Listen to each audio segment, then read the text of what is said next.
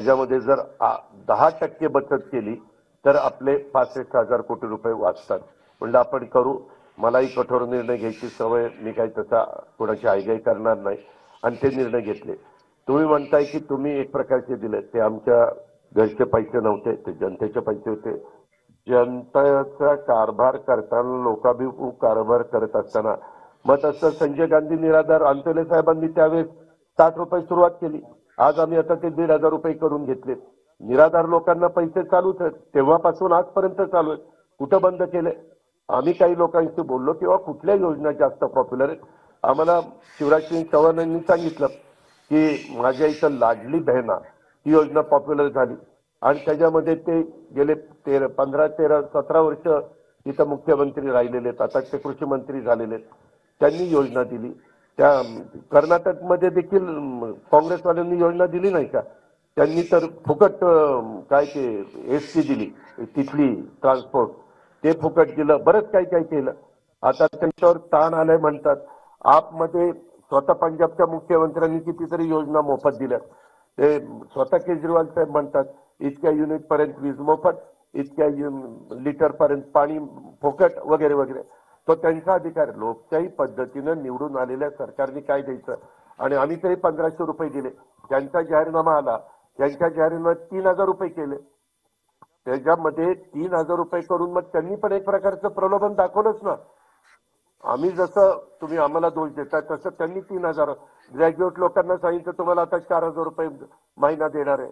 अजून कुणाला तरी सांगितलं 3 लाखापर्यंत कर्जमाफी करणार आहे. मागे आम्ही 2 लाखापर्यंत गेलेली होती. 3 लाखापर्यंत त्यांचा सगळा आकडा मी काढला. 3 लाख कोटीला गेला होता. 3 लाख कोटी तर देऊच शकत नव्हते. मलाही माहित होतं. मी तर जाहीर आवाहन केलेलं होतं, चला एका स्टेजवर या, तुम्ही 3 लाखातनं कसे पैसे उभे करणार ते दाखवा. आम्ही 65,000 75,000 कसे उभे करतो दाखवलं. या वेगवेगळ्या गोष्टी आहेत. आता बाबा तुम्ही वंदनीय व्यक्ती आहेत, आदरणीय व्यक्ती आहेत, वडीलधारी व्यक्ती आहेत. या सगळ्या गोष्टी करत असताना तुम्ही आत्मक्लेश, तुम्हाला जे वाटतं ते तुम्ही करू शकता. तो तुमचा अधिकार आहे. तो लोकशाहीने दिलेला आहे, संविधान दिलेलं आहे, घटनेने दिलेला आहे. पण ह्या बाकीच्या ज्या काही गोष्टी आहेत, मागं पण वेळोवेळी केंद्र सरकारमध्ये आपल्या मनमोहन सिंगांचंही सरकार असताना कितीतरी दिवस लोकसभा बंद पडलेली होती.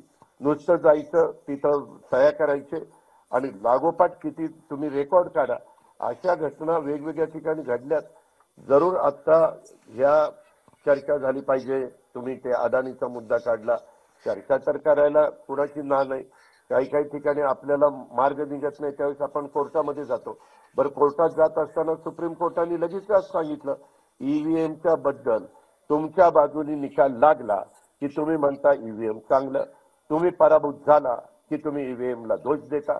आणि तसंच झालं. हे लोकसभेला मात्र ईव्हीएम चांगलं होतं महाराष्ट्रात, का तर 31 जागा आल्या आणि आमचा दारुण पराभव झाला. आणि इथं मात्र लगेच ईव्हीएमच्या बद्दल मुद्दे काढायला लागले, म्हणजे पॉलिटिकल लोक. हे सगळं आहे. म्हणजे आमच्याकडे पण प्रत्येक गोष्टीला उत्तर त्या बाबतीमध्ये आहे. पण आपण जे म्हणताय, मी दिल्लीला गेल्यानंतर जरूर पार्लमेंटच्या हे असतात, सेक्रेटरी नाही, मिनिस्टर असतात, संसदीय कामकाज मंत्री, त्यांना आम्ही सांगू की बाबा तो विषय चर्चेला घ्या. चर्चेतनं खरं काय असेल ते पुढे त्या ठिकाणी येईल. आणि बऱ्याचदा या संदर्भात सुप्रीम कोर्ट पण निकाल देतं, हेही आपण वेळोवेळी त्या बाबतीमध्ये बघितलेलं आहे. पण आता इथं माझ्याबरोबर सुनील आलाय. सुनील 3,000 मतांनी पडला. मग त्यांनी म्हणायचं का तिथं ईव्हीएमनी काहीतरी दोष दिला? त्याच्यामध्ये कुणाला पैसे भरून पुन्हा रिकाउंटिंग करता येतं, त्याच्यामध्ये बघता येतं. पण तो टोटल मारल्यानंतर सगळ्या